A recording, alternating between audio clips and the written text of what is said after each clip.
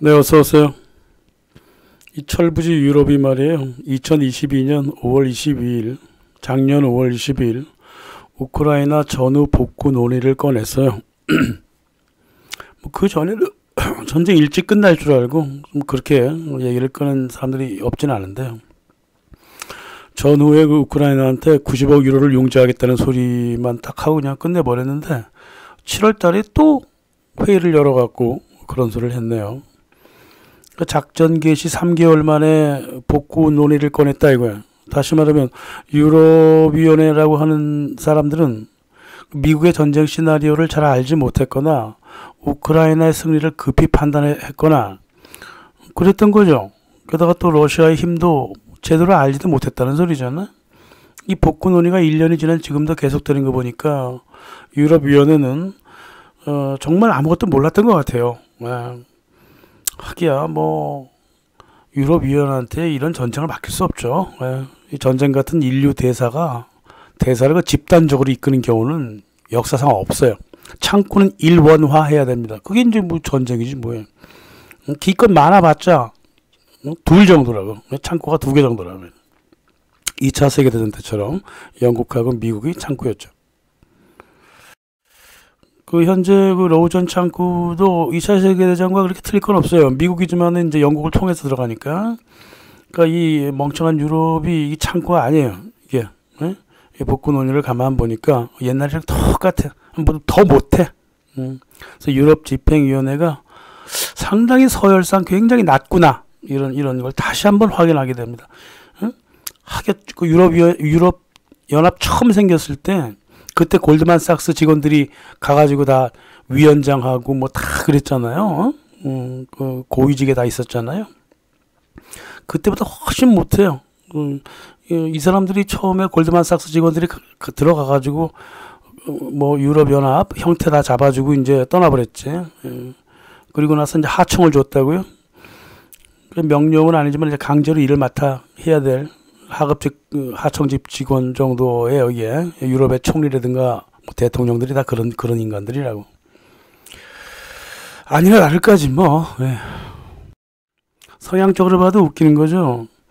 저는 우어줄라 폰데어 라이엔이라고 유럽 집행위원장을 이렇게 보면 가끔씩 피식피식 웃어요. 이 여자가 그 비단 장사 왕서방 집안 손주 며느리거든요. 그 폰데어 라이엔 팩토리가 있어요. 크라펠트라고 하는데 거기 독일에 있다고. 유럽에서 독일에서 최초로 노동쟁이가 벌어진 그런 공장이라고. 투박해. 비단 장사를 했으니까 뭐 그 집안에 며느리로 들어갔으니까 뭐 그 문화에 다 섞여 있겠지 뭐. 왕서방 가문이 어디 가나? 향단이한테 월가한테 반해가지고 돈을 월가에 맡긴 채 월가가 시킨 대로 하는 거지 뭐.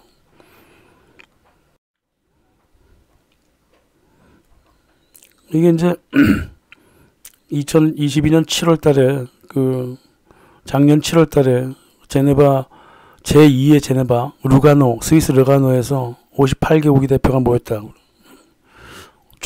저는 처음에 좀 놀랐어요. 예전에 그 수잔 조지가 심각하게 그 보고서를 하나 쓴 게 있거든요. 루가노 리포트라고. 세계 경제 막 관해 쓴 건데 좀 놀랐어요. 그래서 뭐 큰일이 있나? 또 루가노가 굉장히 그 세계 수뇌부들이 개인적으로 자주 모이는 곳이에요. 저기가 옛날 제네바라고 생각하면 돼요. 지금 떠오르는 제3의 금융도시라서 뭔가 있나 했어? 나 아니야. 그냥 하급직 하청 직원들이 소풍 간 거예요. 얘네들이 루가노에 뭐 이제 MT 전후에 우크라이나 재건 프로그램 어떻게 하면 좋을까 이러면서 얘기를 했다고. 아무리 봐도 이거는 골드만삭스가 한번 열어봐라 그랬던 것 같아요. 작년에 루가노에 소풍 MT 보낼 테니까 너네끼리 한번 얘기해봐라. 알고 싶었겠지 뭐. 골드만삭스도 일 시키는 이 하청 기업 사장들이 뭔 생각을 하고 있는지 알고 싶었을 것이고, 어떤 놈들이 숟가락을 얹으려고 들어올 것인가 인원 점검도 해야 될 테고, 이놈들의 그 대충 능력이 우크라이나의 그 전후 뭐 미래를 좀 맡겨도 되나? 그것도 가늠하고 하려고 그랬겠고, 그랬단 말이야. 58개국 대표가 모여갖고 플랜을 가동을 하겠다고 하는 플랜을 쭉 봤더니, 이건 좀 웃지 않을 수가 없어요. 한다는 소리가 뭐냐면, 러우 전쟁 끝나면 IMF라든가 월드뱅크라든가 유럽투자은행이라든가 이런 은행들이 직접 투자한다. 또 구호금을 내는 기업들한테 각자 사업장을 맡겨서 복구에 참여하게 한다. 세계 국민들한테 구호금을 모은다. 앵벌이한다. 현재 잡아둔 러시아 중앙은행의 금하고 올리가리 해외 자산을 복구 비용으로 쓰겠다. 산업 복구 와중에 거둔 세금으로 우크라이나 정부의 재정을 충당한다. 이런 식의. 러시아 자산을 강도질 해가지고 복구 비용으로 쓰겠다는 것도 어처구니가 없는데요. 삥을 먼저 뜯고 나서 사업 아이템을 주겠다는 것도 이게 발상 참 대단합니다. 십시 일반 은행들도 끌어들이고 십시 일반 세계 시민들한테 앵벌이를 하자는 거예요. 그래갖고 우크라이나 복구시키자고. 그만 웃죠 뭐. 제2차 세계대전 후에요. 마샬 플랜만 빼면 전쟁을 치른 나라가 국제적으로 복구된 적이 없어요. 뭐 얼마 전에도 뭐 아프가니스탄하고 이라크도 마찬가지잖아요. 응? 그 당시에도 뭐 복구 설레발 같은 건 있었어. 근데 뭐 다 공연물로 끝나버렸지 뭐.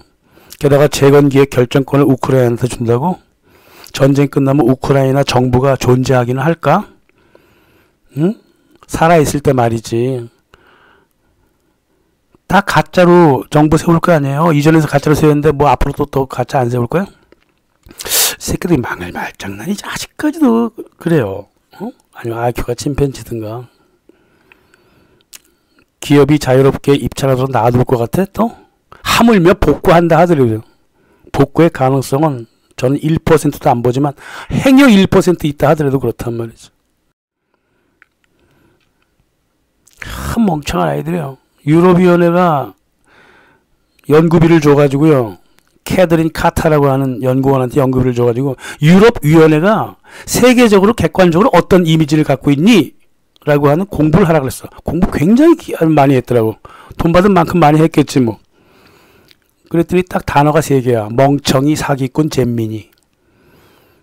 이런 아이들한테 뭘 원해요? 아무것도 원할 거 없습니다. 또 자존심은 있어갖고 정책이라고 내놓긴 내놓는데 실행이 안 되지. 미국 월가에서 새로운 정책 내려오면 그대로 종이쪽지 찢어버리고 차례 열중수 하는 게 유럽 총리 대통령들이라 이 말이에요 지금.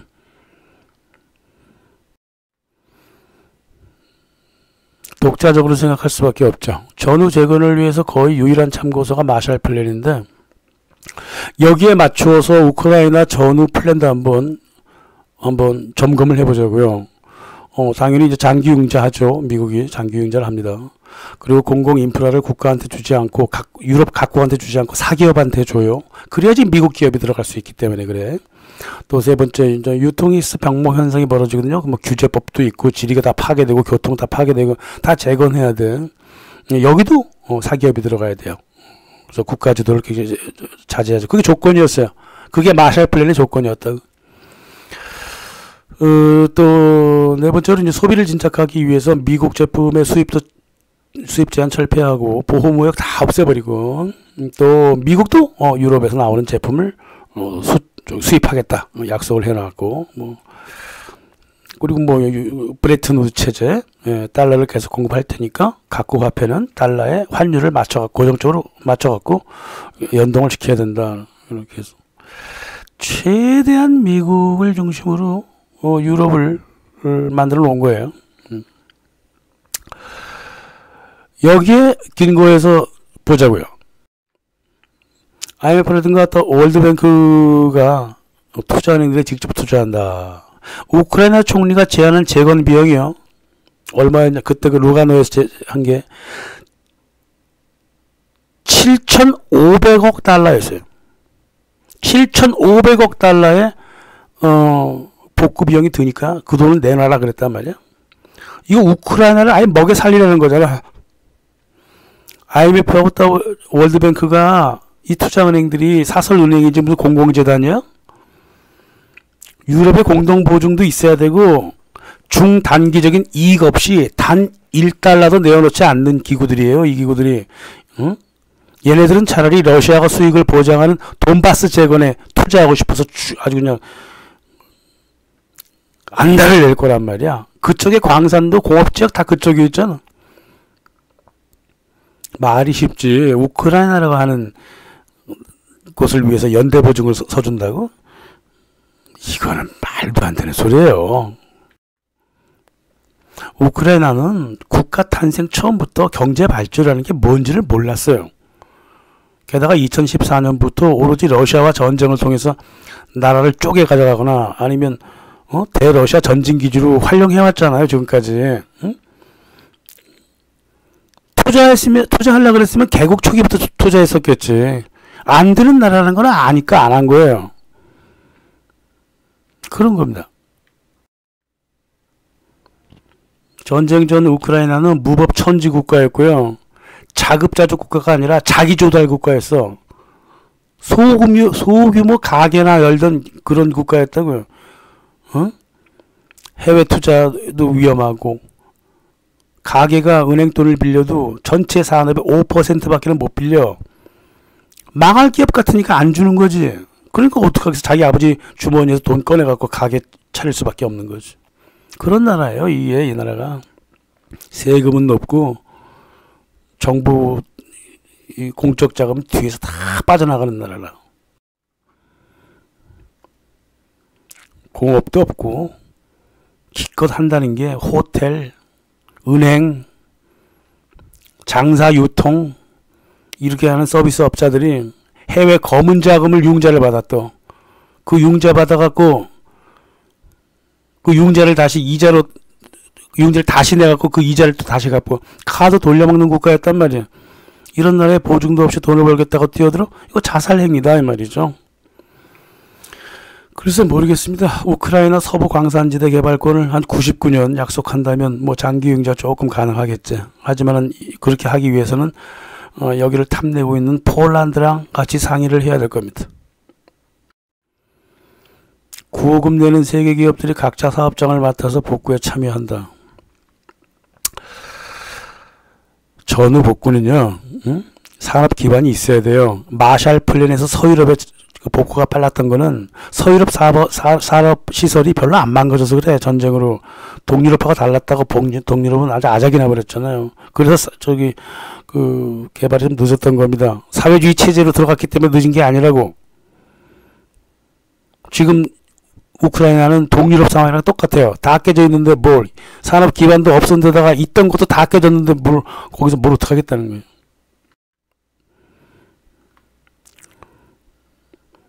뭐 루가노에서 뭐 세계 기업들한테 뭐 건설, 광산, 석유, 가스 유통, 화학 공장, 병원, 상하수도 뭐 그런 사업장을 맡긴다고 하는데 구호금이라는 명목으로 삥을 뜯는 것도 우습지만은 이 사업들이 말이에요. 유럽 연합이 보증해 주지 않으면 안 되거든. 따라서 우크라이나가 유럽 연합에 들어가야지만이 최소한의 조건이 그거 된다고. 많이 기다려야 돼요. 많이 투자된 돈 수익 내려면 한 4, 50년을 기다려야 되거든. 그런 겁니다. 왜 그러냐면요. 2차 세계대전 후에 마샬 플랜 때도요. 그게 서유럽이 됐든 동독이 됐든 간에 사회주의 동유럽이든 간에 전쟁 이전에 중공업, 경공업의 수출 역량이 있었던 나라가 전후 복구 경제에 성공했지 수출 역량이 없는 나라는요. 하나도 성공하지 못했어요. 우크라이나가 어떻게 가능한가? 안 된다니까. 지금 또 많이 부서져 있는 게 에너지하고 화학 공장들이거든요. 이 에너지하고 화학 부분은요. 골드만삭스 허락 없이는 접근이 아예 불가능합니다. 어디다 대고 숟가락을 얹으려고 그래요. 실제로 전후 복구가 열렬하게 필요한 곳이 돈바스예요. 돈바스가 가장 많이 부서졌기 때문에 러시아가 이쪽에 들어가서 이건 재건을 해야 돼요. 뭐 저쪽에 일단 일하는 사람들은 돈을 많이 벌겠지. 혹시 한국에서 좀 짜증 나면요, 저 돈바스 쪽으로 가세요. 그러면 거기서 뭐 건설 많이 얻어갈 겁니다. 하긴 뭐 건설 정도나 하겠죠, 그죠? 하지만 이제 북쪽에 키예프 쪽에 있잖아요. 그게 이제 그 분쟁 지역이었거든.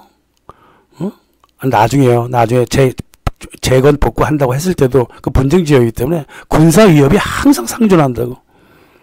이라크하고 아프가니스탄 전쟁 끝났잖아요. 다 끝나서 투자하는 기업이 어딨어. 그런 겁니다.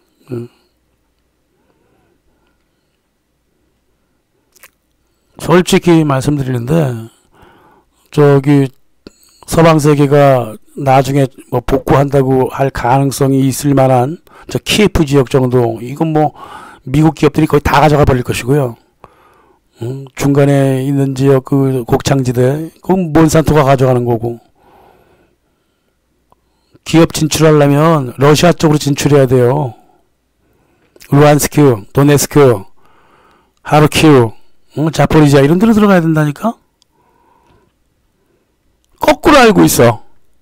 이 58개 국가의 대표들은 거꾸로 알고 있는 거예요, 지금.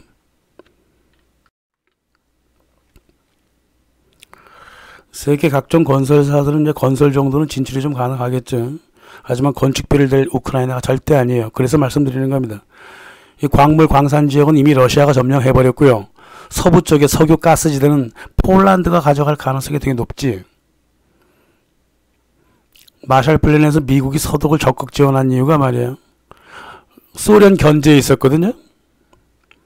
러우 전쟁 이후에 우크라이나가 이 견제의 역할을 계속 유지해?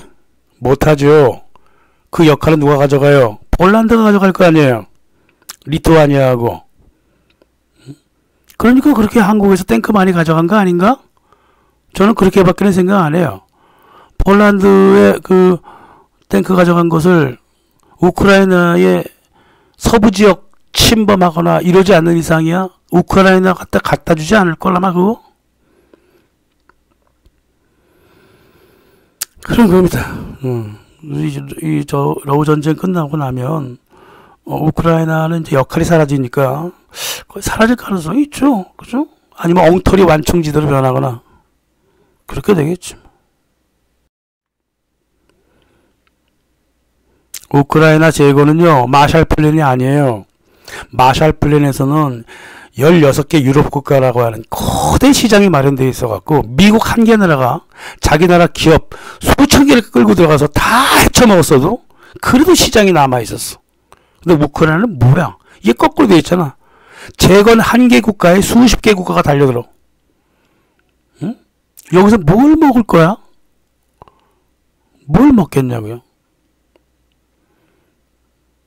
이 독일을 양농국가로, 농업국가로 만들려고 처음에 그랬잖아요. 그러다가 야 이거 아니구나 그래갖고 전략을 바꿨거든, 이 트루만 정부가. 그런 가능성도 없어, 우크라이나는. 여러 가지 이유로.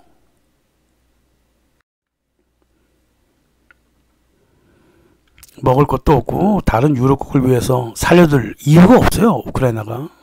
몬산토가 곡창지대만 가져가면 되는 나라예요. 그렇게 우크라이나에 숟가락을 넣고 싶으면 저기 들어가서 GMO 농사나 지으면 되겠습니다.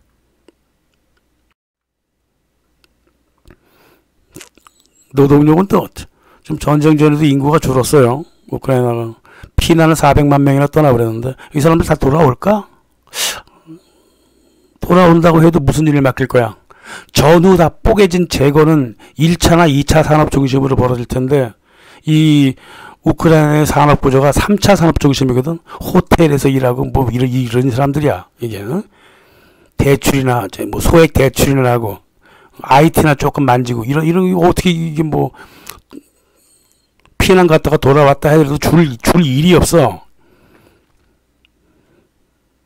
서비스업 하는 사람들이 뭘 재건을 하겠다는 거예요. 이건 노동력도 문제가 되는 거예요. 유엔 인간 개발 지수가요, 아무리 엉터리라고 해도 노동력의 질을 조금 참고하기에는 쓸만한 거예요. 우크라이나의 인간 개발 지수가 중국하고 똑같아요. 0.773 정도라고. 미국, 영국, 일본, 한국이 9.3 정도, 0.9, 0.93 정도. 그러니까 우크라이나가 세계 최하위, 뭐, 그건 아니지만, 유럽에서는 최하위야. 이런 노동력은 안 써줄 거라고. 응? 산업 기반도 없고, 노동력도 없다는 거지. 그럼 그 나라가 존재할 필요가 없는 거예요. 우크라이나 정부가 국민 노동력을 소중하게 여기지 않은 결과지.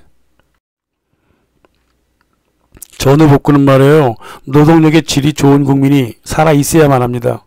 그래야지만 단기적이든 장기적이든 가능한 거라고. 미국이 뭐 미쳤다고 뭐 서독을 밀어준 줄 알아요? 여러 가지 뭐 대소 견제 목적도 있고, 영국, 프랑스 경제를 살리려면 독일이 없으면 안 된다는 걸 깨달았고, 또 무엇보다도 독일 국민들의 그 근면성과 성실성, 노동력의 질을 저렇게 버려줄 수는 없었다고. 그래서 살려준 거야, 마샬 플랜은. 근데 지금 우크라이나는 뭐야? 노동력 측면에서도 거의 제로에 가까워요. 누가 뭘 어떻게 해주겠다는 거예요. 세 번째 플랜이 뭐냐 하면, 세계 국민들한테 앵벌이 하겠다는 거예요. 못된 놈한테 돈 주는 경우도 없고, 돈 주면 술 사 마시고 뒷돈 챙기는 놈한테 돈을 어떻게 또 줘요. 보내준 돈도 뒤로 챙겼잖아. 우크라이나 정치인들이, 젤렌스키도 그렇고. 이런 놈한테 무슨 돈을 또 줘.